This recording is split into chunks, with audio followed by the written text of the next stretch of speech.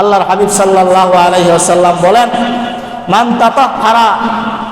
মান তাতাহহারা ফি বাইতিহি, যে লোকটা বাড়ির মধ্যে বাড়িতে পবিত্রতা অর্জন করলো, ওযু করলো, গোসল করলো, সুম্মা মাশা ইলা বাইতিন মিন বুয়ুতিল্লাহ, এরপরে সে কোনো আল্লাহর ঘর মসজিদের দিকে হেঁটে চললো। কেন চললো? লিয়াকদিয়া ফারিদাতাম মিন ফারাইজিল্লাহ, আল্লাহর কোনো ফরজ বিধানকে পালন করার জন্য, নামাজ পড়ার জন্য বাড়িতে ওযু করে মসজিদের উদ্দেশ্যে রওনা হয়ে গেছে। এই লোকের ফজিলত কি? আল্লাহর নবী বলেন, কানাত খাতওয়াতাহু ইহদাহুমা তাহুত্তু খাতিয়াতান ওয়াল উখরা তারফাউ দারাজাতান, যেই লোকটা ওযু করে বাড়ি থেকে নামাজ পড়ার জন্য মসজিদের উদ্দেশ্যে রওনা হয়ে যায়, তার প্রতি কদমে আল্লাহ রাব্বুল আলামিন একটা করে গুনাহ মাফ করে দেন এবং একটা করে মর্যাদা বৃদ্ধি করে দেন। এখন আপনি চিন্তা করেন, বাড়ি থেকে আসছেন, কতগুলো কদম আপনি ফেলছেন। আপনার যদি নিয়ত পরিশুদ্ধ হয়, ওযু ঠিক হয়, গোসল ঠিক হয়, এটা প্রত্যেকটা কদমের পরিবর্তে আপনার গুনাহ মাফ হয়েছে, প্রত্যেকটা কদমে আপনার জান্নাতে আপনার মর্যাদা বৃদ্ধি পেয়েছে।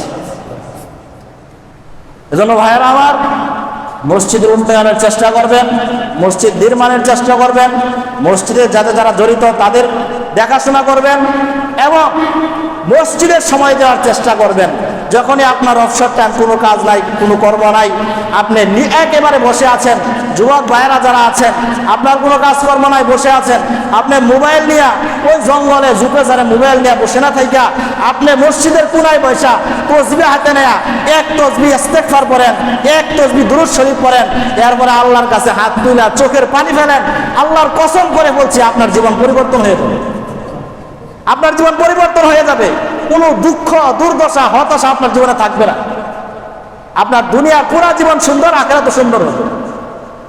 এজন্য মোবাইলের পিছনে সময় নষ্ট না করে, ওই পরনারী দেখে সময় নষ্ট না করে আল্লাহকে দেখেন, আল্লাহর পিছনে সময় দেন, আল্লাহকে ভালোবাসেন, আল্লাহর মহাব্বত অন্তরে সৃষ্টি করেন।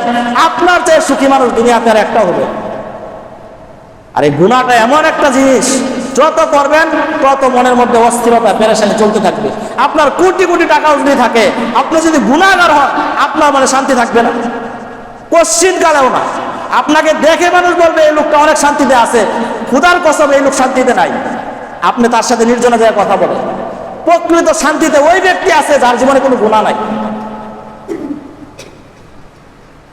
আল্লাহ রাব্বুল আলামিন যে কথাগুলো বললাম, আমাদের সকলকে, প্রথমে আমাকে এবং আপনাদেরকে পরিপূর্ণ আমল করার তৌফিক দান করুন। সকলেই বলুন আমিন।